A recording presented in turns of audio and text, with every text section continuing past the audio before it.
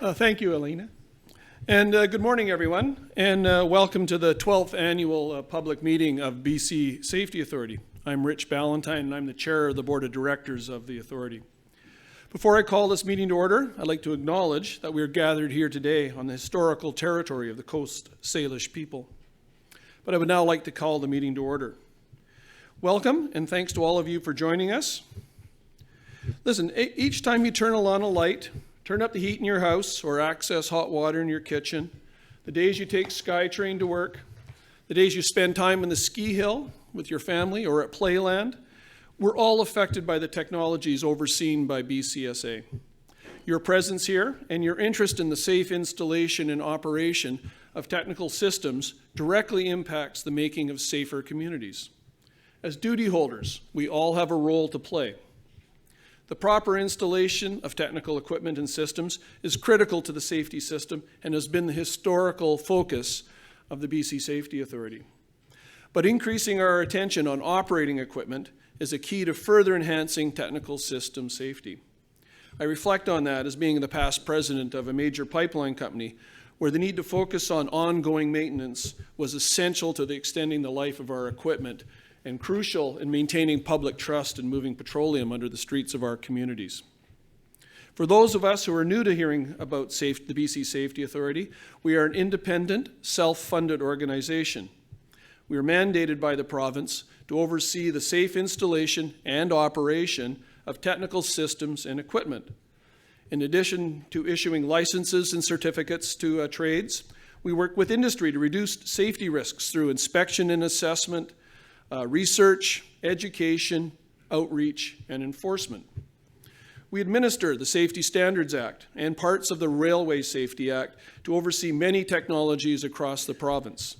These include electrical, gas, boilers and pressure vessels, refrigeration systems, elevating devices, railways, passenger ropeways, and amusement devices. And in order to connect with many stakeholders in those technologies as possible, we like to move this annual meeting to different locations throughout BC. And this year, we're very pleased to be here in Langley. Before I go on, I'd like to introduce the Board of Directors of BC Safety Authority, and I would ask them to stand and remain standing. George Abbott, Hugh Gordon, Ian Banks, Jordy Henderson, Joanne Panneton, Allison Nayrod, Doug Scott, Neil Cumming, and Brenda Eaton.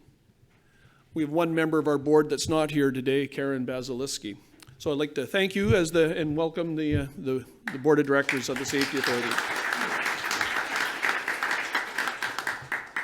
The Board of Directors knows the significance of meeting with stakeholders like you. We believe in accountability and transparency. The purpose of this annual public meeting is to share the work accomplished over the last year and lay out our plans for the upcoming year. All of this is published in detail in our annual report, copies of which are available here today or on our website. As well, our State of Safety report summarizes the data that we've collected, highlights trends, research, and hazards from across British Columbia. We have copies also of that document here today, and it's also available on our website for all to read. The primary duty as the board is to further the objectives of the Safety Authority. We do this by hiring excellent people to manage the day-to-day affairs of the authority. We work with them to chart a strategic direction that will improve safety outcomes. We ensure that there's a strong understanding of the risks of the organization and that there are good plans to deal with those risks. And we provide oversight of the policies and finances that keeps the organization on a solid footing. To accomplish this, the Board of Directors has a range of skills and experiences and a diversity of opinions and expertise.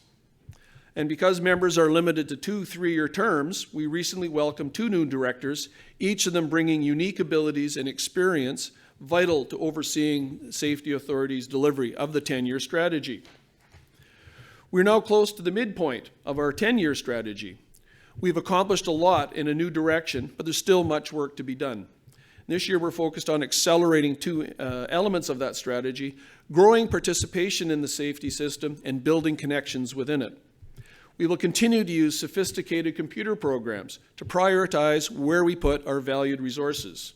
And we will share our learnings with asset owners, duty holders, and others that are directly involved with the safety system. By identifying and managing technical risks and then sharing this information with the affected parties, we are able to increase participation in the system and show the relevance and the importance of making technical safety a priority. I'm happy to report that the work accomplished in 2015 keeps us on track to deliver on goals set out in our 10-year strategy.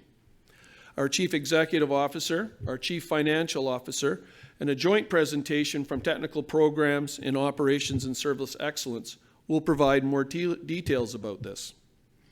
And heading towards that direction, I'd like to now introduce the senior leadership team. This is the group that's directly involved in the daily operations of BCSA. I'll call out their names and ask them to remain standing. Catherine Broom is our President and Chief Executive Officer. Sue Gagne is our Vice President of Human Resources and Engagement. Phil Gota is our Vice President of Technical Programs.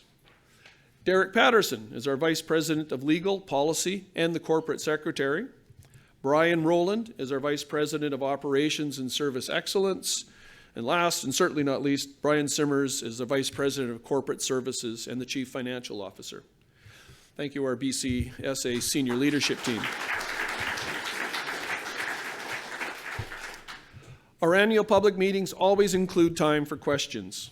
Please note any questions you may have during the presentations to follow, or alternatively, if you'd rather have your questions addressed privately, please feel free to chat with any of the BC Safety leadership team, the board, or our employees that are around the room here today.